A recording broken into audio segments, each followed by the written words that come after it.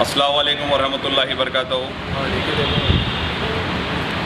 आज मैं तेलंगाना स्टेट वक्फ बोर्ड आया।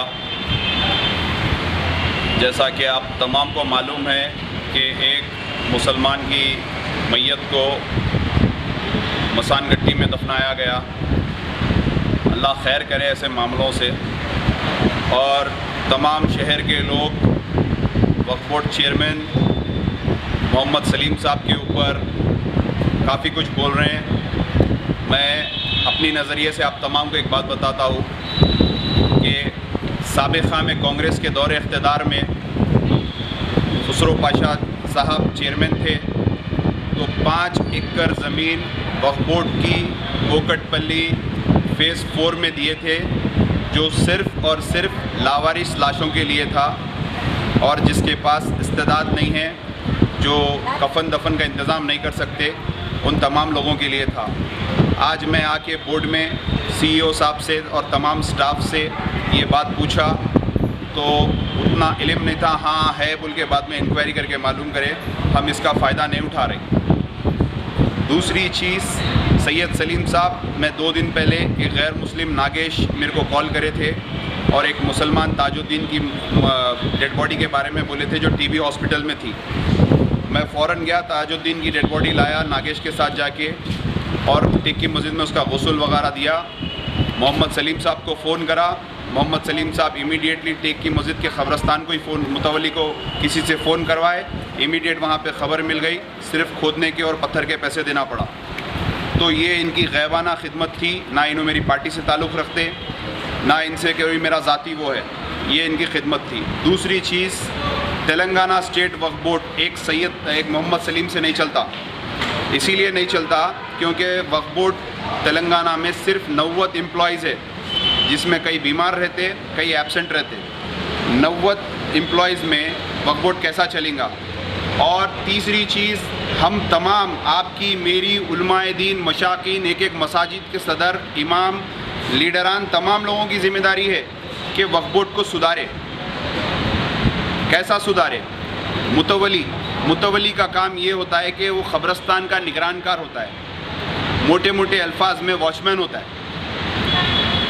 निगरानी करना उनका काम है, वॉचमैन कोई गंदा अल्फाज नहीं है। उसके बाद मुतवली पैसे लेते हैं, खबर खोदने के पैसे होते हैं। कफन लावारिस लाश को 5,500 रुपये से कम में नहीं आ रहा। मसाजिदों का ये काम है कि मसाजिदें एक बल्क में कफने ख़रीद ले और मसाजिद में कोई अगर इंतकाल हो गया तो मस्जिद की तरफ से कफन प्रोवाइड कर दे। ख़बरस्तानों में एक लेबर को अपॉइंट कर दे, 4 लेबर को, अगर कोई भी आए इनको महीनावारी तनख्वाह पे ख़बर खोदने के लिए कर दे। आसानी से कर दिए। हम हमारे आबो अजदाद की ख़बरों में भी दफन हो सकते हैं।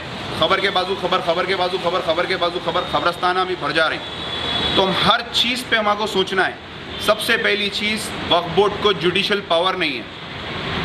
वक्फ बोर्ड के ख़बरस्तानों पे सबसे पहले हम ही अपने डब्बे डालते हैं, चाय के दुकान डालते हैं, सब डालते हैं। फिर मास्टर प्लान आता है, वो तमाम ख़बरों के साथ कट जाते हैं। फिर हम जगह निकालते हैं, फिर डब्बे डालते हैं, फिर चाय की दुकान डालते हैं, फिर अपने घर गृहस्थी बनाते हैं, फिर वहाँ से निकल जाते हैं। एक ख़वातीन का इंतकाल हुआ ख़बरस्तान के अतराफ़ में, ख़बरस्तान में जो घर में लोग रहते, वो लोग बोले कि यहाँ पर नहीं दफनाना, इन्हों कोरोना के। सबसे पहली चीज़, आपका घर ख़बरस्तान में कैसा है?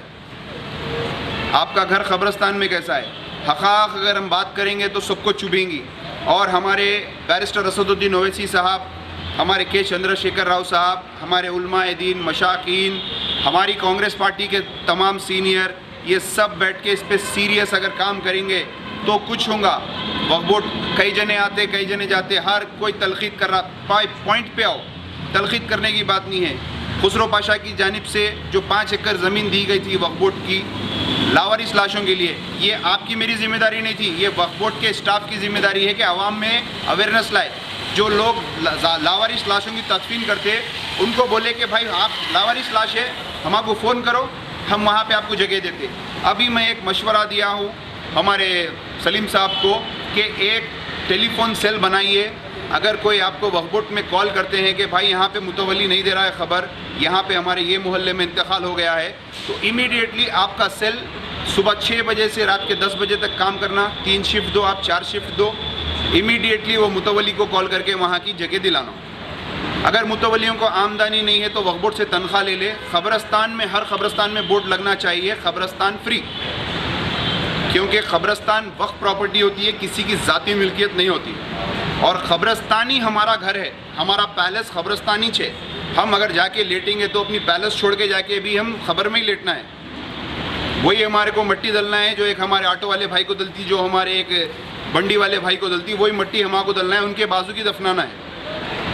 कोई बराक ओबामा के बाजू, कोई डोनाल्ड ट्रंप के बाजू का आपको नहीं डालने वाले हैं, कोई स्पेशल ट्रीटमेंट नहीं है। इसके लिए हमको फ़िक्रमंद होना है। मैं आपको तमाम को ये बात बोल रहा हूँ कि हम वक्फ बोर्ड में एक दिन धरना देना ज़रूरी है। ये कोविड-19 है, वरना लाखों लोगों का समंदर में यहाँ पे जमा कर देता था। हक़ बात करना है। आज सियासी लीडर कहाँ हैं? जिसको अवाम चुन के लाई वो सियासी लीडर कहाँ हैं? अगर बोला उस्मान मोहम्मद खान तो तलखीद करा, नहीं भाई, आप अपने मोहल्ले के मसाजिदों में देखिए। आप आज कोविड-19 हुआ, मैं बोला मसाजिदों के चंदों से राशन दे दो भाई। मसाजिद को फिर कोई भी दे देते। हम मसाजिद में एसी की फ़िक्र में है, लाइट की, झूमर की, मिलादुन नबी है तो कैसा डेकोरेट करेंगे ये फ़िक्र में है। हम बेसिक चीज़ में नहीं जा रही, हम नौकरियों में नहीं जा रही। हमारे पास हैदराबाद में कई हाफिज़ कुरान हैं अल्हम्दुलिल्लाह, जामे निज़ामिया से कई हमारे भाई पढ़ के निकल रहे हैं। लेकिन हैदराबाद के हर मस्जिद में बिहार के मौलवी साहब है, झारखंड के मौलवी साहब है, यूपी के मौलवी साहब है। हमारे ख़ुद के भाई अगर वहाँ पे रहे तो कितना बेहतर है। उनको रोज़गार भी मिलेगा, हाँ, और उन्होंने हमारे करीब रहेंगे और अच्छी सी तबलीग हो सकेंगी। ये तमाम चीज़ें हैं, इस पर हमको बहुत गौर व फिक्र करना है। अब मैं आपको बता रहा हूँ कि मैं भी काफ़ी लावारिस लाशों पे काम करता हूँ, सियासत वाले भी काफ़ी काम करते हैं, कई समाजी लोग भी काम करते हैं। लेकिन जब सहूलत मिलेगी, जब एक यूनिटी में हम काम करेंगे तो काम अच्छा होगा। तो मैं आप तमाम से अपील करता हूँ मेरे भाई, तलखीद करना छोड़िए और ये सोचिए ये जो हादसा हुआ, क्या ये हादसा है या फिर हमारी नाअहली है? मैं नहीं समझता हूँ कि एक कोई भी हमारा मोमिन भाई नहीं चाहेगा कि हमारा दूसरा मोमिन भाई जाके एक मसान गट्टी में दफनाया जाए। क्यों गए उन्होंने वहाँ पे?